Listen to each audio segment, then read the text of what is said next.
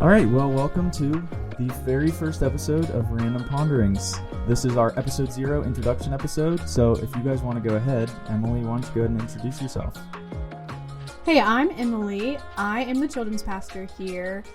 I am really interested to do this podcast because I did not grow up in church, so I don't necessarily have a theology background, but I've been a Christian for 10 years, and I have really enjoyed reading the Bible and the things that stick out, and actually the confusing things are what makes me excited to learn more. The things I'm like, oh, that makes me think more. It's not so black and white. So I'm excited for this podcast and hear their answers and to learn more.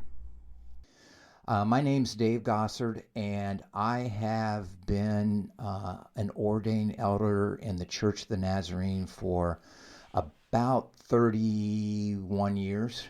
So I definitely have been around.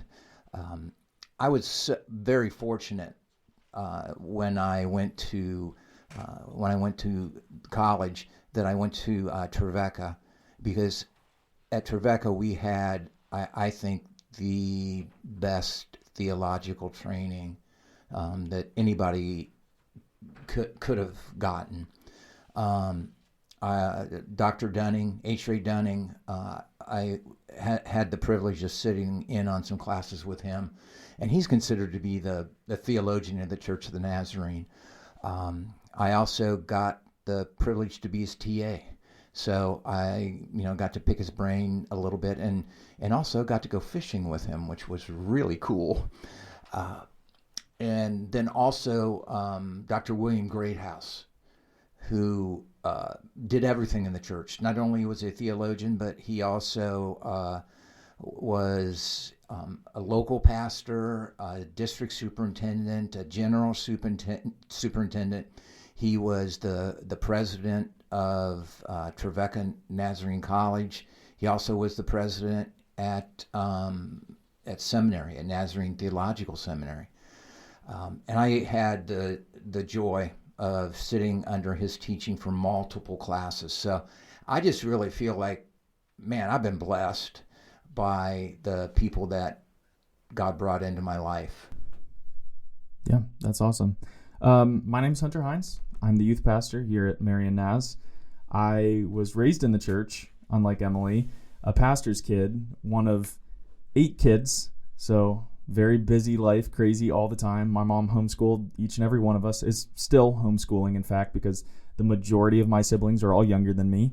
But I started here at the church almost 9 months ago. I've been a youth pastor for a very short amount of time and have very little experience, but I've also experienced a lot since then.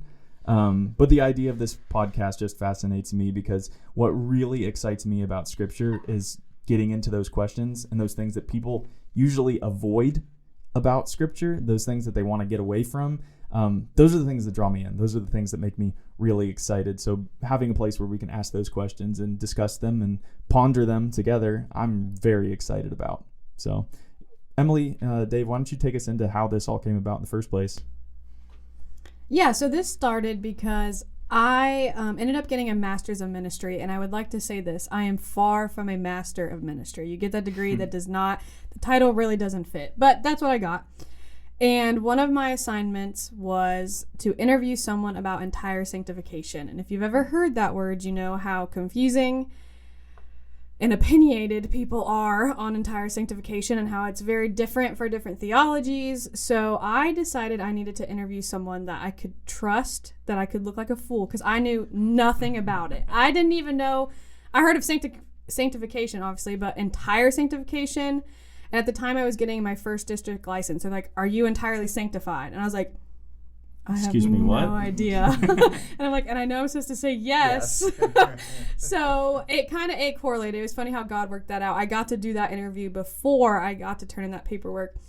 So I looked up the definition, and it was so confusing. I hated the word perfect because I was like, I'm not a perfect person. Mm-hmm. So I decided to ask Pastor Dave, and he was the one I chose to interview because I knew that I could look like a fool, and he was not going to make me feel stupid about looking like a fool and not understanding it and feeling like I should. So I have a yellow couch in my office, and I told him, hey, I have to do this interview for school. It's a paper, and it's on entire sanctification. Can I interview you?" And he said, "Yep." So I don't even know if you prepped for it or not, but he came in, he sat on the yellow couch, and we talked away. I don't think I did prep for it, because I either. probably didn't remember what the question was that you were going to ask me. That's fair. Yeah. So I interviewed him. There was different questions. I got to ask the question of the perfect. I did not understand it. He explained it in a different way. And that's where it started. And I felt so good after that interview, like I had an understanding that I could go back and say yes or even explain where I was at, that I felt comfortable asking him more theology questions. So I think just a few weeks later, I had texted you and said, "I have another question. Will you come in?" And there he sat on my yellow couch. And Dave will answer your questions with more questions. And that's what has led to this. So. Well, yeah, it all started there on that yellow couch. I came in, plopped down, and said, "Let's go at it."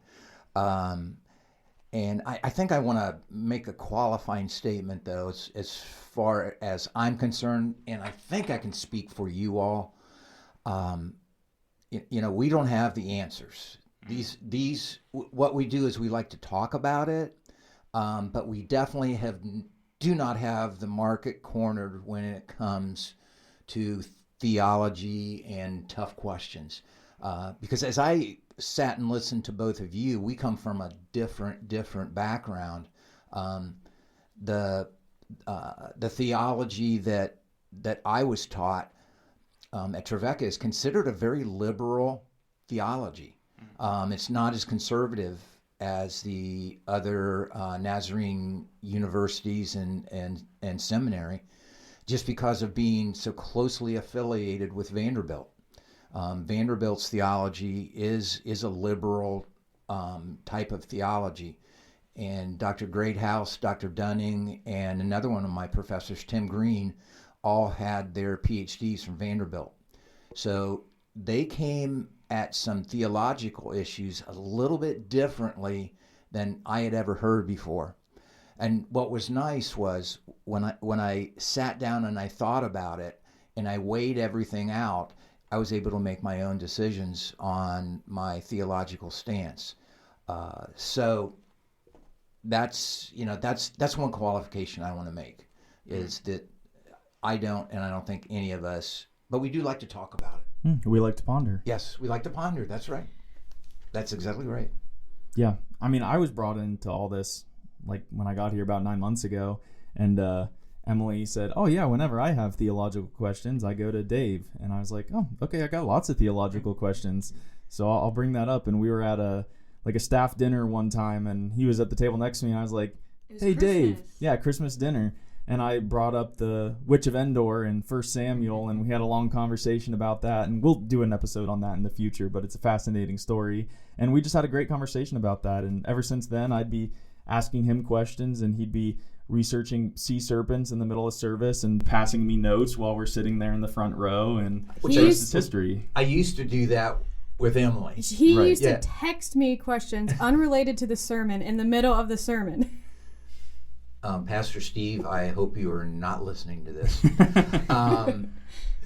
They sometimes did have... Not all of them, but some of them were pretty not related. A verse, a phrase, something would trigger something in your brain, send you on a little tangent, and then we would get the questions for it. And every time I would be a little bit stumped and still don't have a very good answer for them. So hopefully throughout the course of this podcast we can ponder a little bit and maybe even come up with some good answers. But we'll see. So, how this has kind of evolved, I was thinking about that. We went from the yellow couch to talking in the hallway and having other people, as they would cross our path, they would stop and listen and get involved in the conversation. Yeah. So, sorry about that. People like to listen. I just hit my microphone. Well, now we have I'm a rookie. 2-hour conversations over cinnamon rolls sometimes. That is, it's led to that. Yeah. So this will be a good outlet for us, and maybe people will enjoy listening to it as well. I hope.